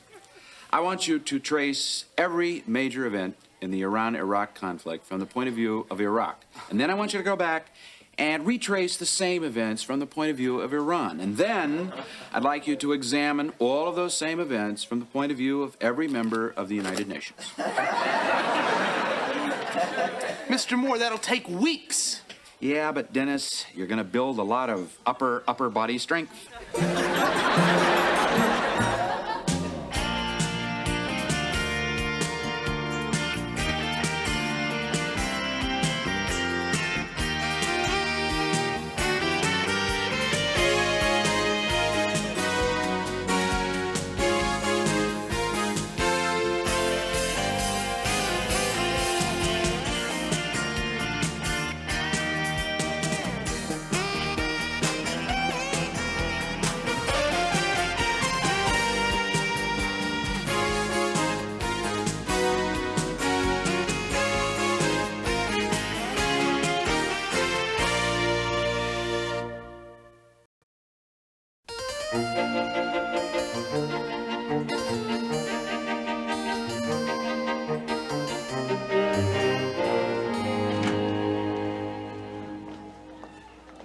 Hey, Arv. Hi, Dennis. Oh, don't look, it's Pauline Scott. Got it. You owe her money, right? No, I like her. Oh, not bad, Arv. You know her? Well, we met last night at the Sigmar Bergman film. We just talked for a minute, and she's very bright, especially when it comes to movies. Arvid, don't be so shy. Go talk to her. Okay. But I've got to do this with style and sophistication. Right. I'll handle this. Hey, you! Yeah, you! Come on. My friend here wants to talk to you. Beat it. Dennis! Go ahead, Arvid. Talk to her. Hi. How did you enjoy the Bergman film last night? Great. The Virgin Spring is one of my favorite films. Yeah, I'm waiting for the sequel. Get Lucky Summer? Anyway, Arvid is a real genius when it comes to films. You ought to hear him talk at our Film Society screenings. Film Society screenings? Really? I didn't know there was a film society at Fillmore. Dennis is just the projectionist. Arvid here is the president. I'm impressed. And I'd love to join. When is your next meeting? Tuesday. So soon? Yes, Tuesday. Why recall? Great. I'll see you then. Ciao. Ciao. Film club? Tuesday? Arvid, I just did you a huge favor. Tuesday could be your lucky day. Don't blow it, pal.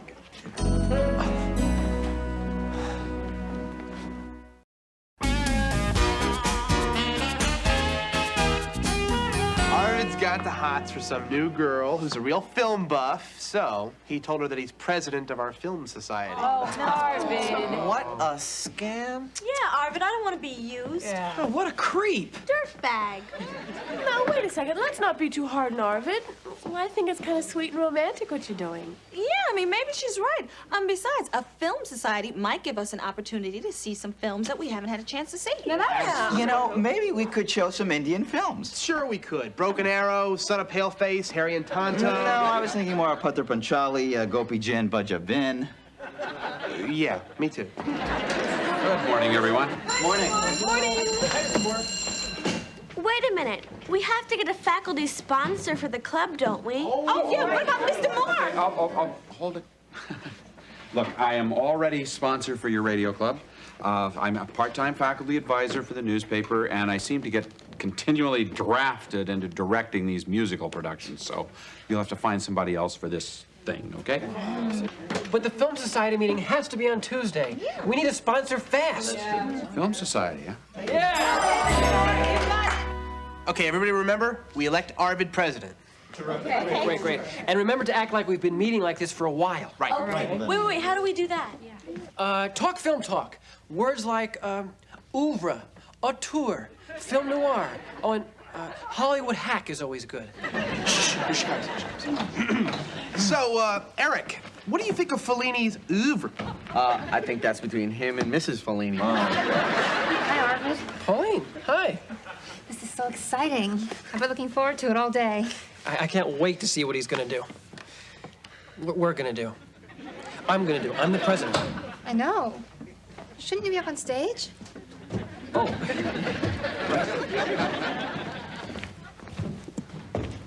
Hi, Arvid.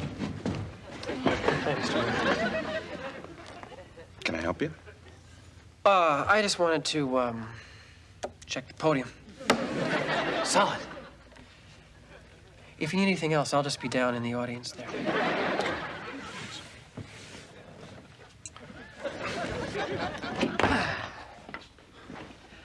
I always like to let him start the meetings, you know, politics. Well, I guess we might as well get started. So I'd like to begin by welcoming you all to the first meeting of Fillmore's new Film Society. New? I thought you said... We had to dissolve the old one. I guess the first order of business should be electing a new president. I thought you were president. I am. I just like to, you know, let them re-elect me every so often. It's just a formality. Any nominations? Anybody want the job? I'll do it. No, Janice has a right to run for president of the Film Society. Oh, forget it. I thought you meant president of the United States. Okay, anybody else? I rise to nominate a man whose passion for film, though recent, is second to none. A man who has written over 400 letters protesting the use of colorization. A man who puts the film in Fillmore. Your very own Arvid Engen.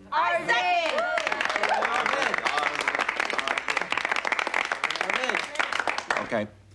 Any other nominations? guess you're it then, Arvid. Congratulations. If you'd like to take the podium.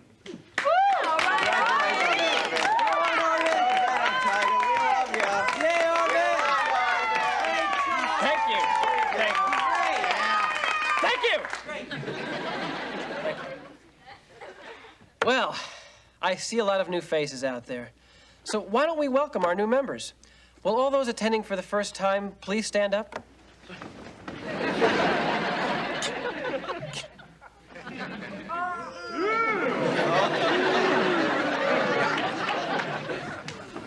Oh.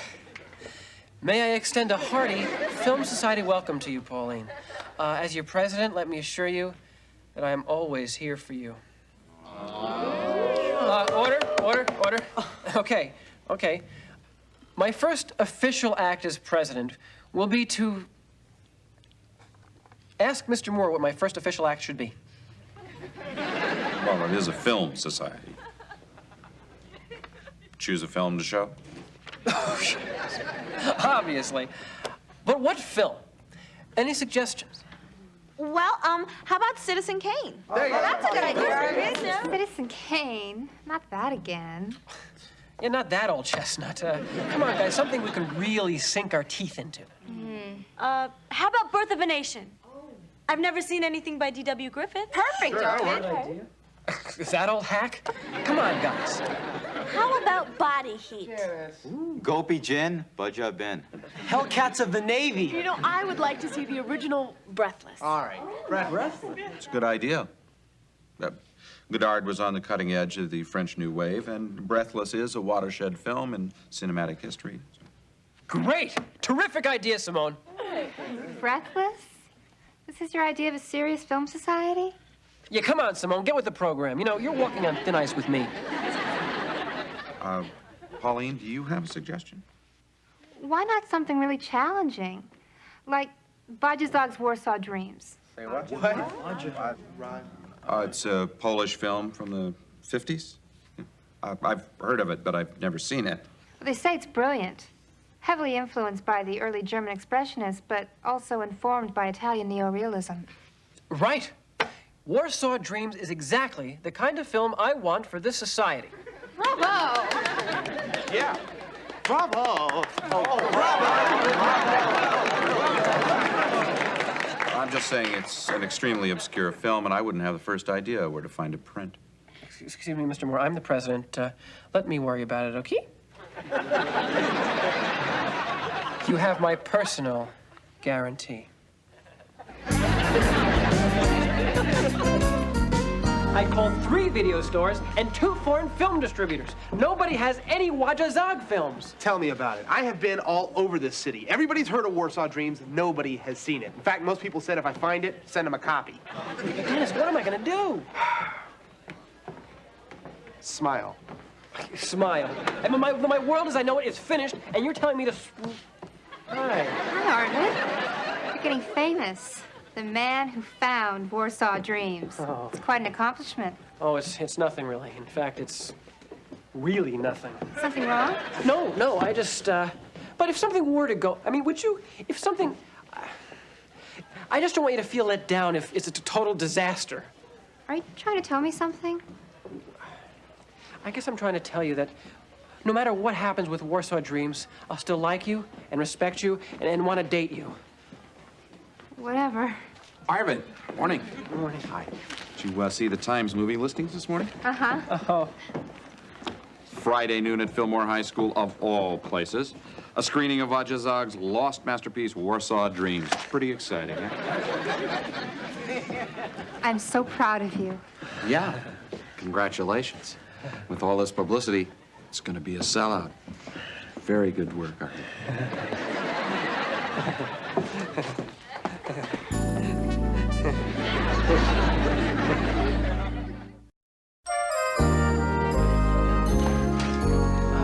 Mr. Moore, can I talk to you about Warsaw Dreams? Sure. Listen, where did you find it? I didn't. Well, I think... What? I can't find the film. What do you mean you can't find the film? Well, There is no film? Not one copy in the entire city. Dennis told me you had it. I know. And someday when I have a car, I hope to run him over. Well, we put up posters, we sold tickets. I notified the newspapers. I invited Rex Reed. Oh, I know. This is going to be really embarrassing for you, Mr. Moore. I'm sorry, I really am. No, I think it's going to be far more embarrassing for you. You're the president of the film club. I'm simply the former faculty advisor. Now, you were doing this just to impress Pauline, right? How did you know? All right, but look, you saw the movie 10? You remember Dudley Moore goes to a dentist and ends up suffering through a root canal just to find out where Bo Derek is going on her honeymoon? Yeah. I would never underestimate what a man will go through for a woman. I'm sorry, Mr. Moore. Well, so am I, Arvid. I think your idea of a film club was a good one. Too bad it's going to come crashing down before it even gets started. Not necessarily. What? We have 2 days left. If you all work together, maybe you can pull Arvid out of this mess. Well, if we can't find it, what are we supposed to do? Look, you're the IHP. You're research rats, right? Janice, you can start at the library. Look up, old Polish magazines and newspapers. Find out everything you can about this director, Zog. I know you read Russian. Do you read Polish? I'll learn it tonight. I guess I could give the Polish embassy a call. That's a good idea. I'll hit the Museum of Modern Art. Nothing. We looked everywhere. Yeah, we found all kinds of raves about Warsaw Dreams, but no one could tell us who the distributor was. Yeah, sorry, Arvid. Sorry, man. Sorry. No, really sorry, Arvid. Hey, plenty of time. We don't actually have to have the film in our hands till tomorrow. Dennis, I don't want to talk to you for the next 20 years. Dennis, did you find anything? Sorry, Arvid. I need at least the weekend to learn Polish. All those Z's are tough. Okay, I understand. But I photocopied this for you from the Who's Who. Wojciech Zog left his native Poland in 1965 to try his luck in Hollywood. After being fired from the set of The Munsters for coming to blows over creative differences with Al Grandpa Lewis, he left Hollywood. He was last known living in New York. Great news, huh? There's 10 million people living in New York. Arvid, wake up. How many Zogs can there be? How do I know? 1. Zog's Fine Tailoring. I am Vodya Zog. No. We're looking for Vodya Zog, the filmmaker. Film, schmil, making movies, making suits, it's all the same. It's all in the cut. Anyway, what I can do for you? We're looking for a copy of Warsaw Dreams for our film society. Ah, yes, Dreams, my greatest triumph. Film critics went crazy nuts over it. Film students sent me papers about its symbolism. Universities wanted me to lecture. Mamie went door and kissed me. Oh, it was something, let me tell you. It sounds fantastic. Do you have a copy? No, I never made it. What? It doesn't exist. It was only a little bit of film and a lot of talk. I mentioned it once to some snot-nosed young critic, Rex Reed. I was trying to raise money to finish it. Next thing I know, he writes about it in some film journal. Pretty soon, it snowballs, everybody's talking. Turns out to be the best movie I never made. All right, wait a minute. Do you have anything at all of what you shot? Bits and pieces. I told you, it's an unfinished movie. No, wait. I do have a completed Monsters that's not too shabby, if you like. But I'm not responsible for the grandpa scenes. Listen, we'll take it. The movie, not the Munsters. Right. Take it, borrow it, burn it.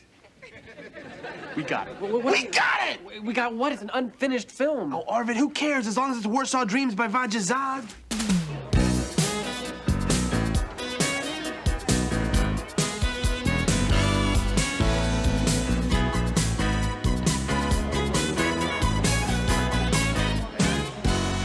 Nice suit. Oh, thanks. Closeout sale at Zog's. Better hurry down.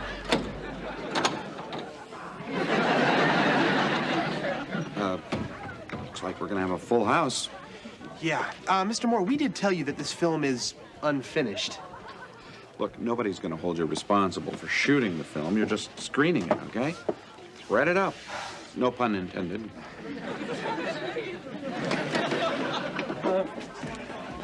Attention, your attention, please. The film is about to begin. If you could please be seated, please. As Mr. Zog explained to me personally, Warsaw Dreams is a story of a Polish game show host and his fiancée, a driving instructor, whose new student is deaf. By the way, there are also a couple cans of crab meat in the film that not even Mr. Zog could explain. But if you do enjoy seafood, then this, of course, will be... But why don't we just let the film speak for itself? Dennis, would you just run the film? Oh, thank you.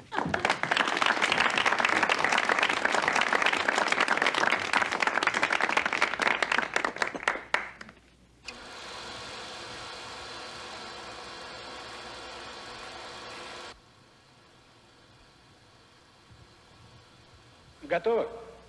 Готово. Начали.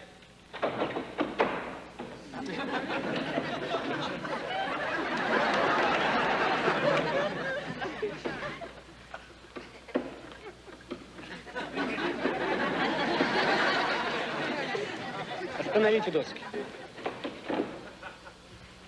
Остановили. На четвертой 5,83. На пятой 4,91. И на шестой 13,58.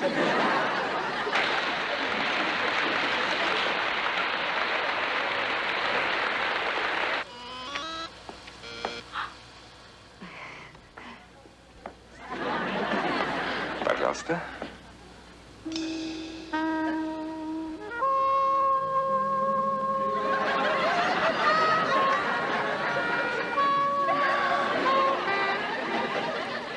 Это телепатия не имеет никакого. Нет, конечно, потому что ведь телепатия подразумевает передачу мыслей на расстоянии. Ну да. Без контакта. Вы, видите ли, можно сказать, почти не вожу. Я потренировался несколько раз. Артур Карлович. В твоем халате, в кармане. Вот какое. Этот вопрос очень трудненький.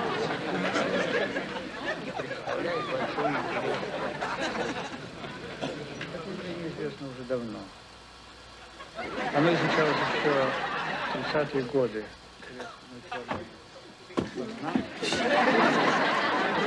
Малоизвестно, почти неизучено. Его мозг и представляет большой интерес. Глаз.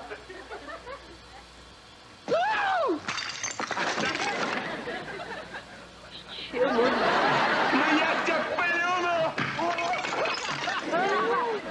Громче. Поряд мглою будни. Сей праздный звон. Всем кажется...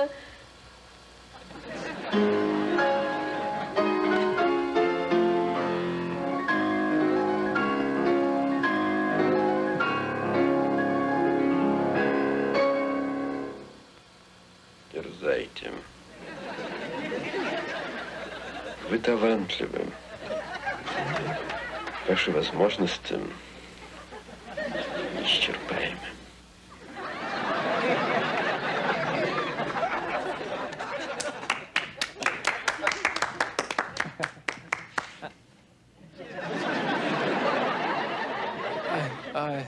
Thank you for coming.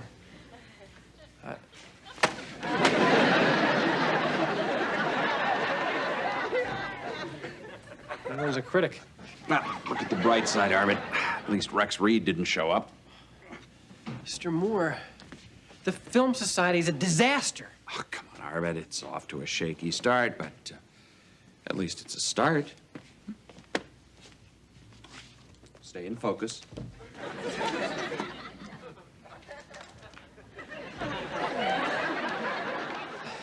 Can you believe these cretins walking out of a Wada Zog film?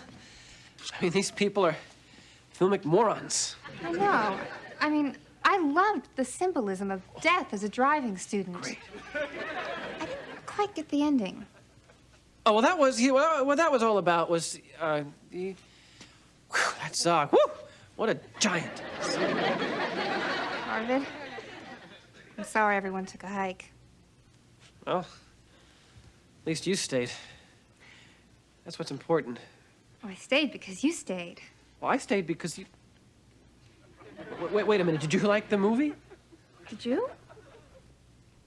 Only if you did. Well, I'm not really as much of a film freak as you are. I mean, you're so smart about films. I wanted to impress you. I hope you don't hate me. Hate you? I know less about films than you do. I just did all of this to impress you. You know what I hate? I hate Warsaw Dreams. Me too.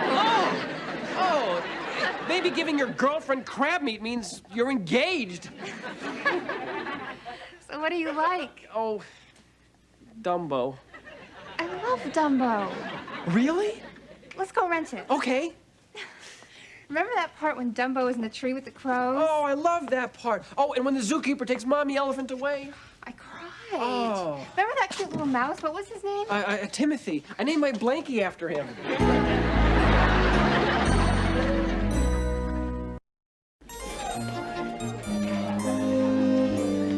Hey, Arvin. I hope you're not mad at me about getting you involved in that whole film society thing. Mad? Things are working out great for me and Pauline. In fact, Dennis, just to show you there's no hard feelings, I set you up with her friend Tiffany. Wow, great. She's cute? Cute is for children. Tiffany is beautiful. And she's into adventures, thrills, excitement. She even flies her own airplane. Really? When do I get to meet her? Saturday, at the airport. Great. Thanks, Arv. Gee, you're a good friend, Arvin. No, I'm not. I told her he was president of the skydiving club. He makes his first jump tomorrow.